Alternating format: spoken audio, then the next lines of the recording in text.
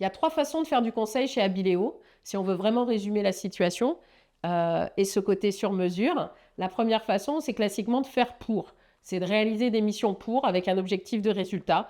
On a réalisé par exemple cette année une mission d'étude pour le repositionnement stratégique d'un acteur du patrimoine. On a travaillé sur des actions de design de service, d'aide à l'innovation. Ce ne sont que 2 exemples de travaux où on est dans une mission de conseil, où on fait pour le client dans une posture d'expert. La deuxième manière de faire du conseil, c'est de faire avec. Et faire avec, ça veut dire quoi? Ça veut dire rejoindre l'équipe du client et dans la durée, jouer le rôle du marketing du client, marketing externalisé ou mutualisé, avec une équipe qui œuvre dans la durée dans cette approche. Et ça nous amène chez nos clients à avoir des accompagnements qui durent plusieurs années, jusqu'à 12 ans dans l'histoire d'Abileo par exemple. La dernière façon de faire du conseil, c'est le faire faire. C'est une approche qu'on a développée plus récemment.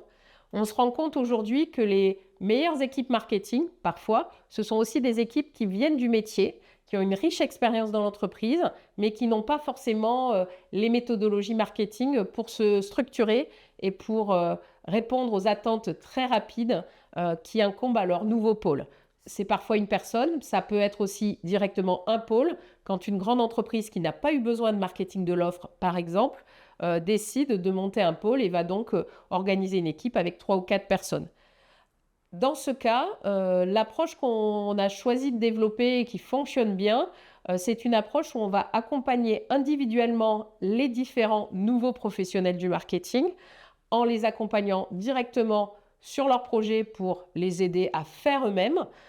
Et ensuite, on va sécuriser ces compétences récemment acquises en s'en servant comme retour d'expérience et en développant ce retour d'expérience pour le collectif. On va aussi faire travailler les équipes pour définir leurs propres outils, leurs propres templates, leurs méthodes pour piloter les projets et leur manière de travailler aussi avec les autres et de communiquer sur leur réussite.